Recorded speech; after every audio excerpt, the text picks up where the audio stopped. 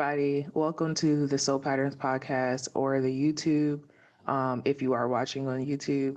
So, if you are new here, then I talk everything about spiritual alignment and becoming your higher self ultimately.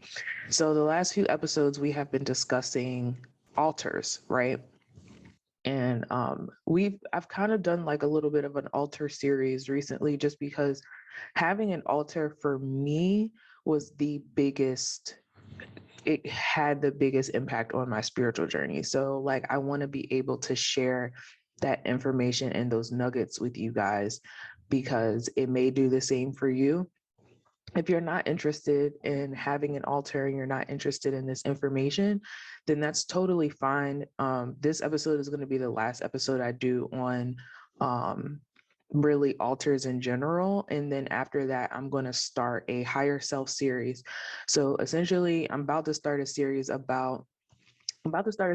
is literally the same exact program that I was selling like 6 months ago. So before I used to have a higher self program that I sold, it was like I was selling it for like $500 for the online course. But at this present moment, you guys probably already know I've taken down my website. I don't do one-on-one coaching anymore. And so I'm really focused on building my YouTube up. And with that, I'm going to use all of the information that I've already put together to add to my YouTube. So I did have all the videos pre-recorded, but I'm about to do the videos all over again because I want the videos to be fresh.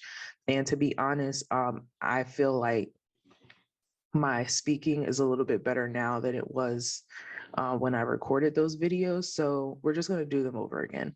So again, if you're like kind of over the altar conversation, then it's okay. This is the last video slash episode that I'm going to do on altars. But with that being said, we're going to be discussing how I personally program my altar. Just like I had told you guys before, everything that I talk about in here, it's going to be different for everyone. Like not everybody has their altar set up the same way and not everybody programs their altar the same way. I'm telling you guys how I program it and the mindset around how and why I program my altar in a particular way so that if you guys can take that as baseline information and do whatever you want to do and do what you feel called to do on your altar, because remember, different things are going to work for different people. And I encourage you guys to try my method, try another person's method, try your own method, and see what your ancestors and your spiritual team react to, and what like starts to work for you and what starts to generate results for you. But we'll go ahead and get started with the presentation. All right. Oh, give me 1 second.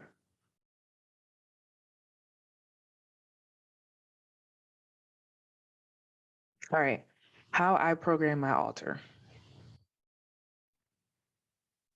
All right, so if you aren't familiar with ancestor altars or haven't watched my spiritual altars video, then please go back to those videos. This video is for people who have already learned about altars or have already worked with altars. So this information really isn't for newbies. I would highly encourage you to start building a relationship with your ancestor team and like learning about altars and how they work before trying to program them. Because if you don't, then the programming really isn't going to work because you have to get your altar activated first. So, first things first, I have my spiritual parents and my ancestors on my altar.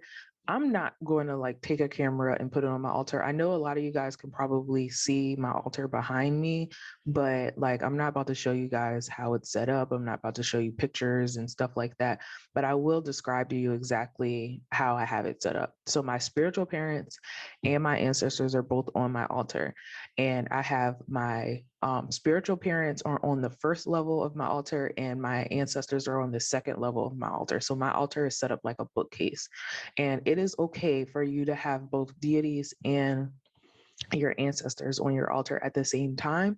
I just encourage you to have them on separate levels, in my personal opinion. SILE does have a video on how to set up your altar with deities and your ancestors. So I'll go ahead and link that. And no, I'm not going to lie to you guys. I'm not going to link it. I'm not going to spend time doing it. Go to his YouTube channel and look it up if you are interested in knowing that information and how he sets up his altar. Okay, so what am I talking about? Prior to programming the altar, you have to have consistent altar maintenance, have a consistent altar maintenance routine. So this is important in building your connection with your altar so you can program it with your intentions later. So that's what I meant by, like, you have to activate your altar first before you can start programming it, because you have to build that relationship. It's just like, you're not gonna, like, it's like having a friend, right? You have to talk to them and hang out with them a few times before you're gonna start being like, hey, do you want to go to Mexico with me? Or, hey, do you mind if I borrow, this from you? Like, you're not gonna start asking them for things until you've already built a relationship with them first. And the biggest part of the relationship with your spiritual team and your ancestors is you need to have a consistent meeting place, especially if you have ancestors that don't have any other altar, or you're the only person inside of your family that has an altar.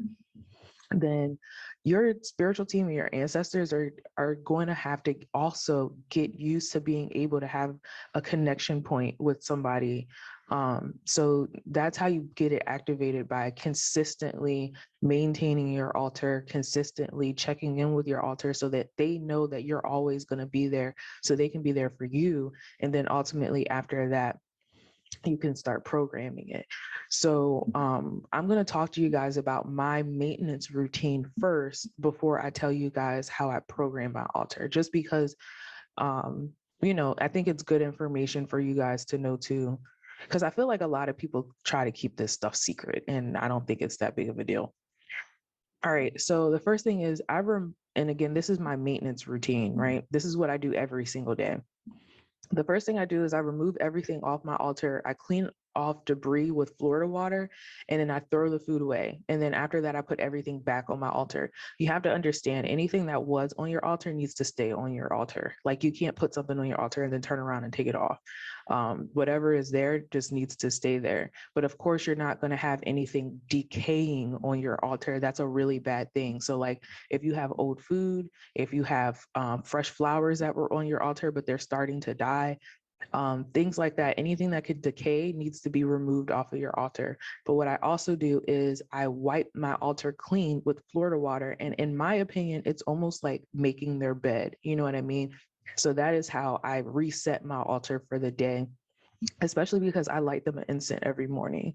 And I'll get to that a little bit later. But and we all know incense are really dirty. They're messy, and it gets ashes everywhere and stuff. So that's another thing I try to make sure that I clean up every day. So that's the first thing I do. And it doesn't have to be Florida water. I personally use Florida water because I cleanse everything that I put on my altar with Florida water. But you don't have to necessarily use like a cologne. Like, you could just like use Lysol or something like that. But I still think having some sort of a cleansing agent, so whether it be like sage or cedar wood, or any type of smoke, cigar smoke, like anything like that, like, I still would encourage you to do some like spiritual cleansing as well. So then after that, I refresh my offerings. So I don't put food on my altar every day personally, right? I know there's some people that they put food offerings on their altar every day. I do not. I make sure to refresh my water, and I don't even refresh my water every day. I maybe refresh my water every couple of days. And I put food on my altar if I have extra food. And then I put alcohol on my altar, and I probably put alcohol on my altar maybe like once a week. So if I feel called to refresh my offerings, then I will. But the only offering that I'm probably more consistent with giving my ancestors is ancestor money. So that tends to keep them happy. But like food offerings, yes, I encourage it. But me personally, I don't feel like I have to put food on my altar every day. But that is the second thing that I do whenever I am giving offerings. Okay, the next thing to make sure you do is the next thing I make sure I do, is I make sure that my candle is still burning and will not go out that day. So this is really important because for me, like your candle is like having a light switch on your altar. So you guys may have heard me say in the not was it the last episode? No, not the last episode, but the episode before that, where I talked about ancestors' altars in general. I look at ancestors' altars almost like as a slow cooker for your intentions in regards to the law of attraction.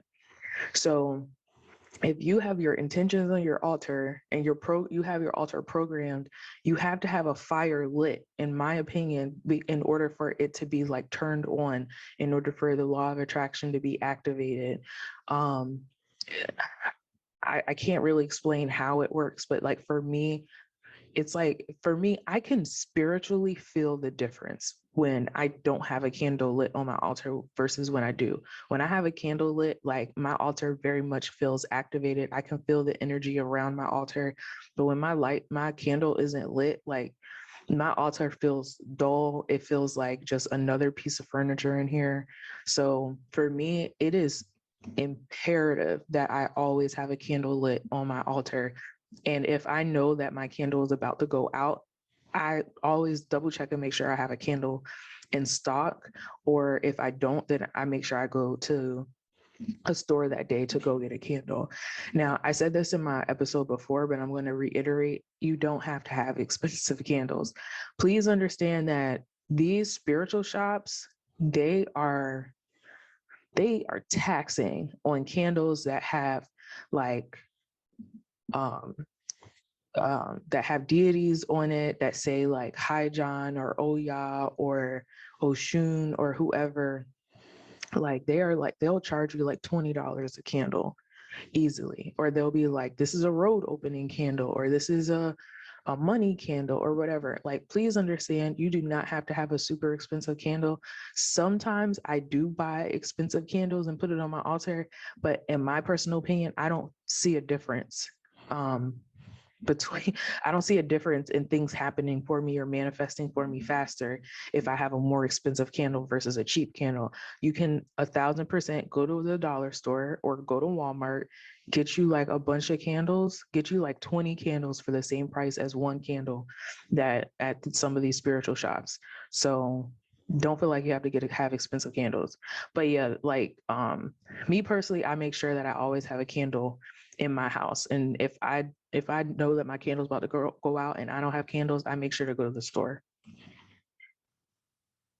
All right. So if I'm putting new offerings or adornments on my altar, I will cleanse it first with fire, smoke, or Florida water. So these are offerings that are not like food or water or alcohol. Like if I'm putting an offering such as like a crystal or jewelry or even like coins or things like that, I make sure to cleanse it first because these are items that have been touched by other people. And you want to make sure that your altar stays as sacred as possible. Even with the candles that I put on my altar, I make sure to cleanse my candles with Florida water or smoke or fire before I put it on there. So if you're going to cleanse it with Florida water, obviously you'll just like either pour the Florida water on there and rub it with your hands, or you can put Florida water on a napkin and wipe it off.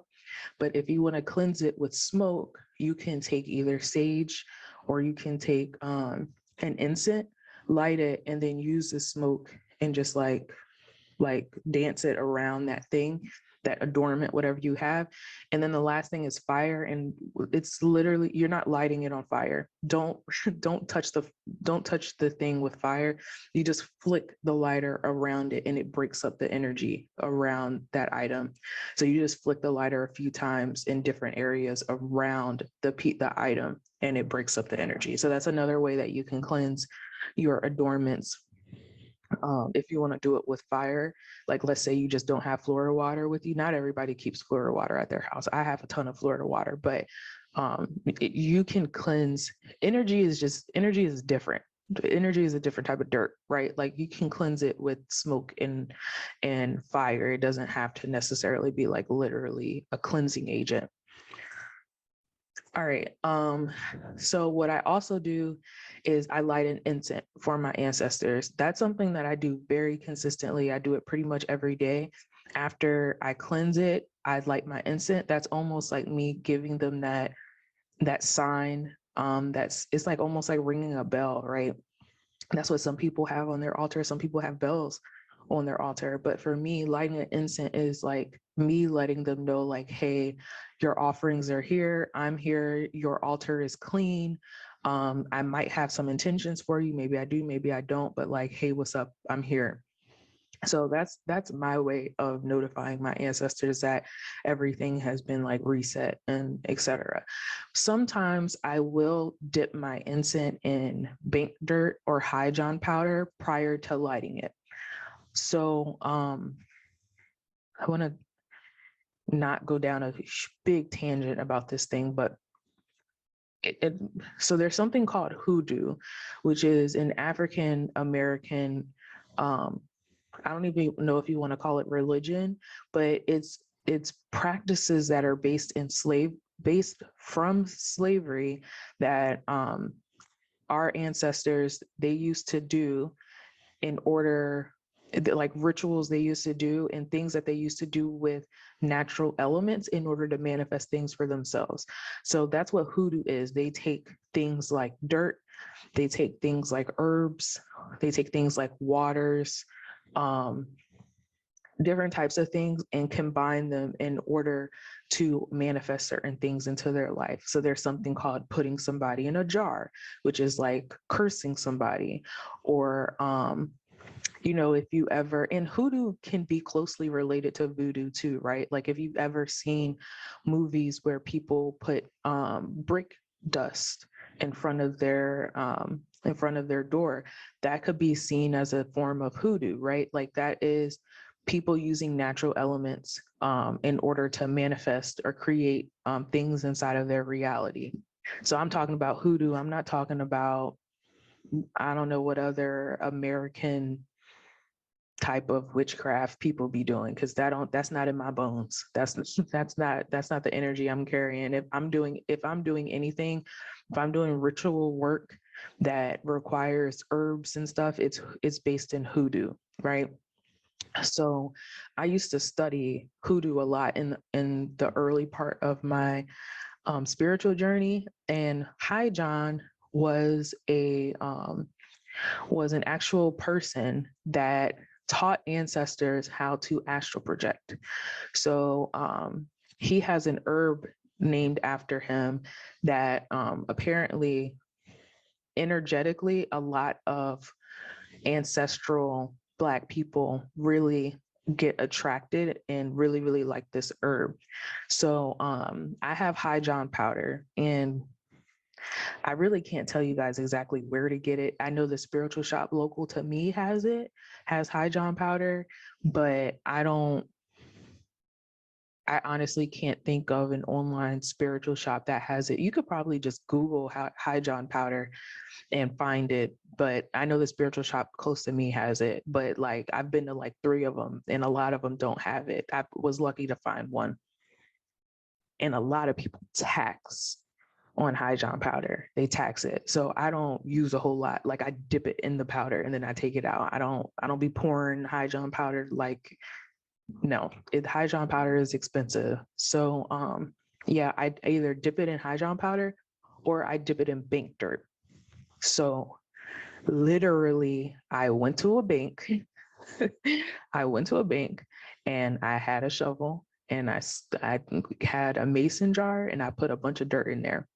And it is believed that um, the dirt at banks have absorbed the energy of money because it is inside of an area that people go to with the intention of getting money and with the intention of collecting money. So the dirt surrounding banks are already activated with that intention of money and abundance. So I have bank dirt at home. And again, that is another hoodoo practice, is to go to banks and get dirt. There are other hoodoo practices like getting graveyard dirt. I would not recommend doing that unless you are an advanced hoodoo or voodoo priestess. Um, there are, what are other places people get dirt? I know there's graveyard dirt, bank dirt, and I can't think of it. I don't know. I haven't studied hoodoo in years, but I used to be that girl, right? Like I used to really be like into the spiritual baths and like all types of stuff. So I can talk to you guys about that a little bit later, but personally, I don't do a whole lot of that anymore just because I found a process that works for me, that I don't really feel like I have to do all of the extra stuff like that anymore. But yeah, so I like them at incense, and sometimes I dip it in bank dirt or high john powder. It just depends on how I'm feeling that day. And also, the incense smell doesn't matter. It doesn't matter. I mean, you light an incense based on how you want your house to smell. Um, I don't think incense hold a whole lot of intention. Like incense burn like in like 5 seconds. Like I don't think incense hold a lot of power, in my personal opinion, besides the fact that it has smoke, so it can cleanse things. But I don't, in my personal opinion, I don't think the smell matters. So get whatever smell you want. If you haven't, they're trying to sell you incense that say, this is a money incense, this is a love incense. Like I don't, in my personal opinion, none of that matters. All right, so your daily maintenance may look different from mine. Again, just see what works, right? And this is 80% of the work. The rest of it is super easy. Like the hard part is maintaining your altar every day, because there are going to be days where you're not going to want to maintain your altar. You're going to be going on vacations and things like that. So like that's the hard part, is maintaining your altar and being consistent about giving your offerings, and being consistent about making sure that you have ancestor money and that you have candles and you have incense. That's the hard part. The programming, sis, it ain't nothing. And that's what we're about to talk about right now. So programming my altar is through my intentions, and it's super simple. And I'm going to explain to you guys how it works too. All right, so if you are on YouTube, then you can kind of see exactly how I have it set up. But if not, I'm going to describe to you exactly what you need and how it's going to look. So you need a 7-day candle and ancestor money. A 7-day candle is just one of those tall candles that they're supposed to burn for 7 days. They don't always burn for 7 days. If your candle burns for 3 days, or if your candle burns for 10 days, it don't matter. It's just a big ass candle. That's all it is a really big candle. But it has to be a 7-day candle. It don't work. Don't go to Bath and Body Works and get a candle. Like, don't get a little tea candle. Just get a 7-day candle and do it right, and ancestor money. So this is what I do. Remember, I told you guys I make sure I have my altar lit with a candle 24/7. It's always lit. The only time my altar is not lit with a candle is if I'm going on vacation. I will not have anything on fire in my apartment while I'm not going to be here for days. So I don't have anything lit while I'm on vacation. I mean, like if I'm going to work or whatever, like I'll keep it lit. Or like if I leave the house to go to the grocery store, like yes, I'm gonna keep it lit. But if I'm gonna be gone for like 4 or 5 days, no, I'm not keeping candles lit in here. But yeah, so I have I was saying that I told you guys I always have a candle lit inside of my apartment on my ancestor altar. So with my candle, I have ancestor money that is under my candle, right? That's literally like a piece of money that's sitting on the ancestor altar, and my candle is sitting on top of it. And that piece of ancestor money has an intention written on it. So I write my intention on the money, and then I put it on my altar, and I put my candle on top of the money. It has to be ancestor money. Don't use paper. Don't use, I know people be trying to say like, you can use paper bag paper for your intentions, and no, it has to be ancestor money. I don't care where you get your ancestor money. I don't care how much your ancestor money is, but it has to be ancestor money, aka JOS paper, JOSS paper. So I write my intentions on my money, right? And every single morning, what happens is after I reset my altar, after I light my incense, etc., if I have a new intention that day, I write it on my ancestor money and I put it under my candle.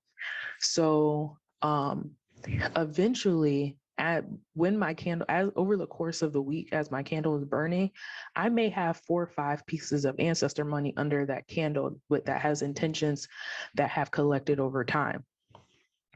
So examples of intentions, right? Because this is another thing that some people get confused with, is how do I write my intentions? Like, what am I writing? Am I writing, can I have a dog?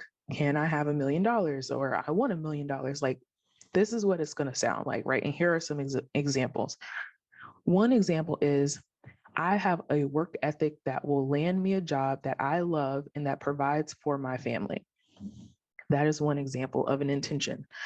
Another example is, I have the willpower to stay on my diet and consistently go to the gym. Another example of an intention. The last example I have is, I am motivated and passionate enough to achieve my goal of XYZ, whatever it is. So your intentions are going to have certain elements to it. So one, it's important that you set intentions for your process, not your goal. That's very important. Your intention is for your process, not the goal. It is also important to set the intention for the present time, not the future. That's where most people go wrong and don't see their intentions manifesting. Because one, people are always putting on their altar, I want $1 million. Okay, first of all, if you have $10,000 in your, not even 10, if you have $100 in your bank account and you're working a job that only, I'm not going to say only, but you're working a job that pays you $20 an hour, how do you expect to get $1 million? Like, seriously, how do you expect to get $1 million? Like, let's be realistic. Do you have a current path that is open and available for your ancestors to work with you to get you $1 million? That's why a lot of times just writing the end goal does not work, because you start to lose faith because you wrote on your altar that you wanted $1 million, and you wake up the next day and you're still not a millionaire, and you wake up the next day and you're still not a millionaire, and you start thinking that it doesn't work. What you have to understand is, manifesting things is a process. It's not just like a wake up and things just like pop up inside of your life. For some people, it does work that way because they have like certain blockages in their life that is keeping them from like massive abundance. So for some people, all they have to do is remove that blockage, and then all of a sudden their life like completely improves. What I call it is an anchor, right? You know how like anchors keep people anchored to the ground, and then once they release their anchor, they start to rise to the top. That's what I see like certain blockages are for people that are able to manifest things very quickly inside of their life. But not everybody's life is like that. About 99% of people's life is not set up that way. So what you have to do is, one, you have to be very aware of what is going on in your life. So like I said, the example of me saying like, okay, let's say you have $100 in your bank account and you're working in a job that pays you $20 an hour, and you said that you want $1 million, right? So think to yourself, what is the very first thing that needs to happen in order for me to move forward inside of my journey of making $1 million? For you, it may be, I need to pay off my credit card debt.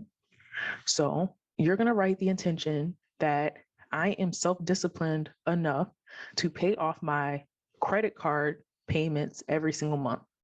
That's step number one. That is the process. You have to be aware of the process so that your ancestors and your spiritual team can meet you halfway. You can't just tell them I want $1 million or I want a man or whatever and expect them to just deliver it to you tomorrow. That's just not, it's not how it works.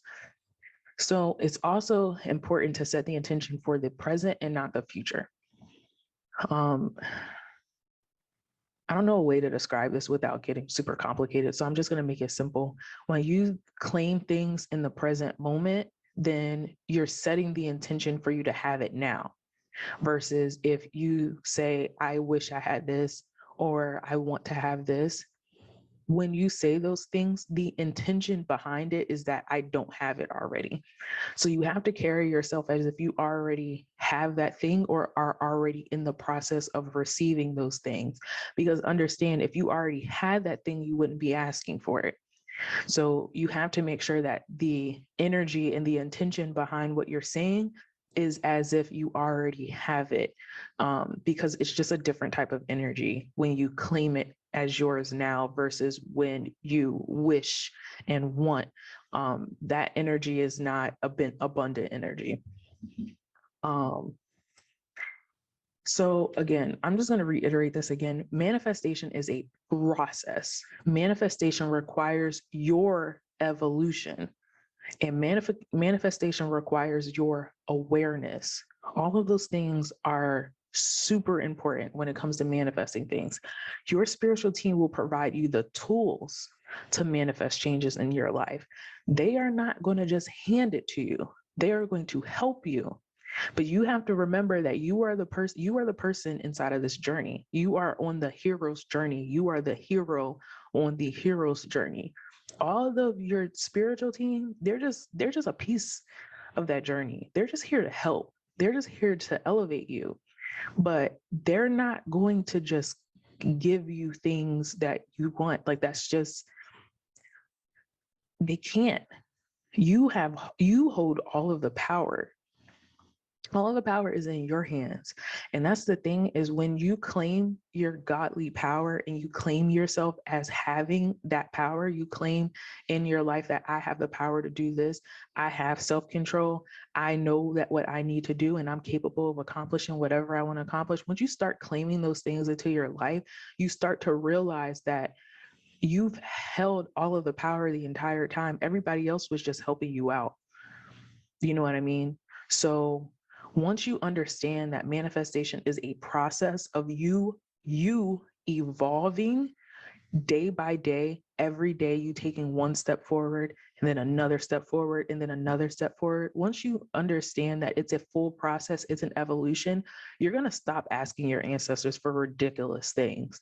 And you're going to start asking them to remove blockages from your progress, because you're going to be making progress and then boop, you're going to come into a pit stop and you're going to be like, man, I really need help because I've been making really good progress and I want to continue to make progress, but like this BS is in my way. And then you're going to write your intention on your altar and be like, hey, can y'all help me out with this? And I promise you, every single time, I mean this 100% of the time, every single time that I have done this process this way, where I make an intention for me to continue to make progress, that literally it'll be either that day or the next day that blockage is clear, that I'm making progress. So like, I'm gonna give you guys an example. Let's see. So like, for example, I'm on a weight loss journey right now, and there'll be times where like, I'm like, man, I do not want to go to the gym. Like, I don't feel motivated. I don't have any energy. Like, I don't want to see another gym for the rest of my life. Like, I don't care. And then when I start to feel that energy around me, and I recognize and I'm aware that, look, BJ, you said that you wanted to go on a weight loss journey. So a part of that is you going to the gym.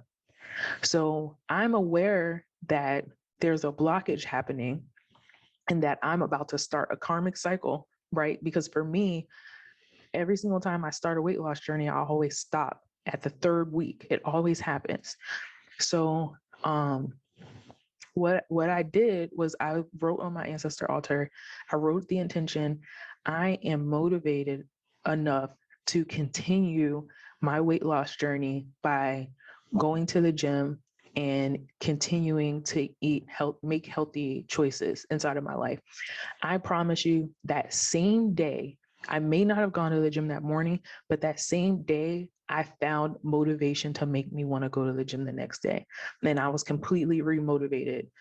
So that's what I mean about like recognizing when you're starting to get blocked and making progress inside of your life to become your higher self, and asking your spiritual team for help.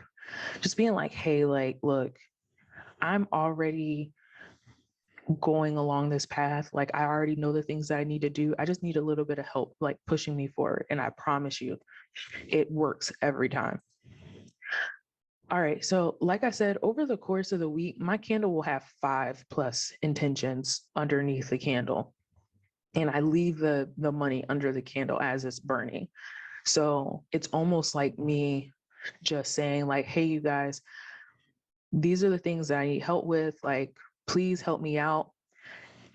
This is what I'm giving you in return for you helping me out. Because remember, it has to be a mutual beneficial relationship.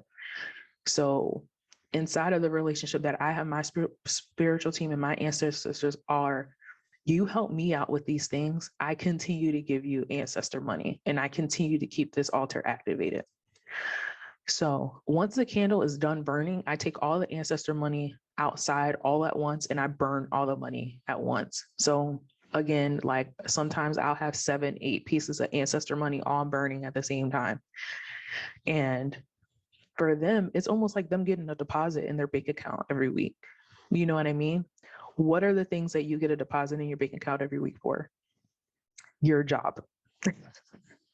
Your job, right?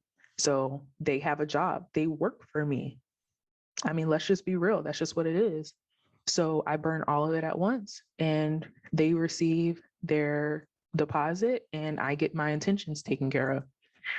So immediately, once the ancestor money is done burning, excuse me, once the ancestor money is done burning, I come back inside, I light a new candle, and I repeat the process.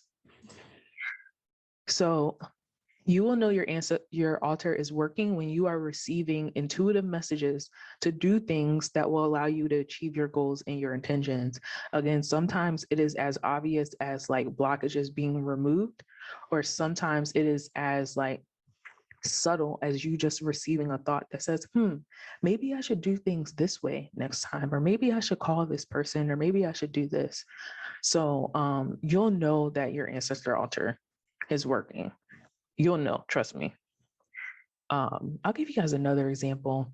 When I was first returning to work, right? I quit my job in May, and I did that to like, one, spend more time with my baby, but also for me to start working on my spiritual business.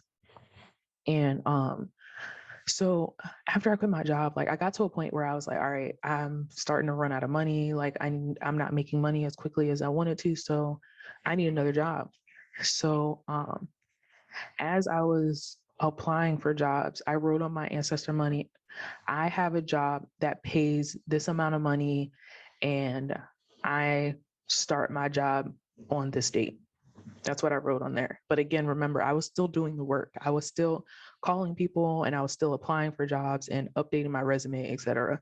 I just was telling them like, look, this is the outcome that I want from this. This is like, this would be preferable.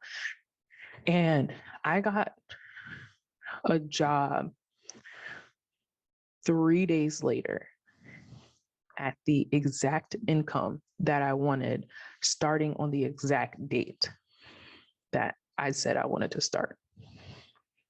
I'm telling you guys, this stuff works. It really does. It works.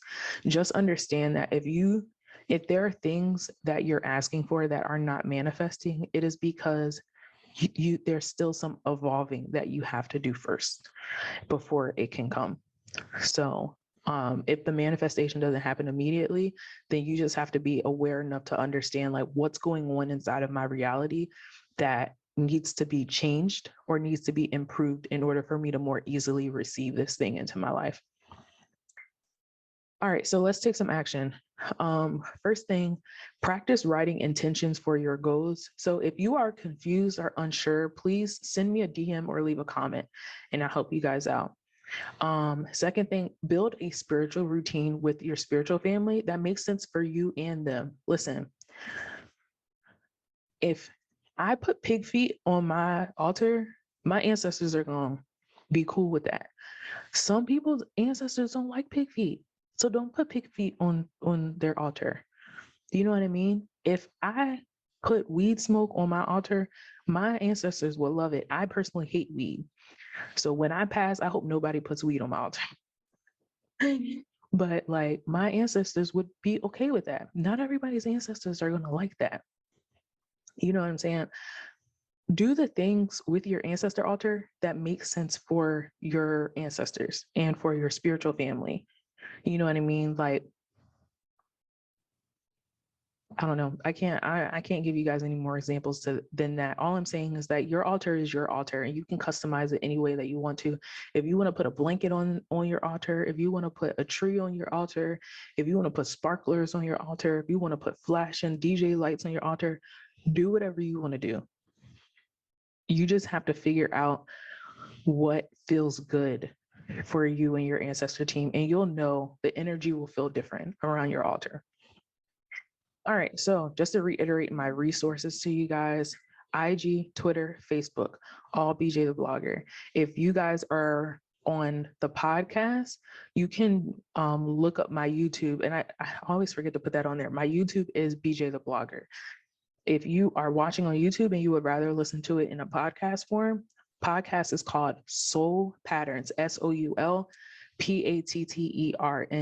I don't know why I spelled that out, because if you're watching this on YouTube, it's literally in front of your face.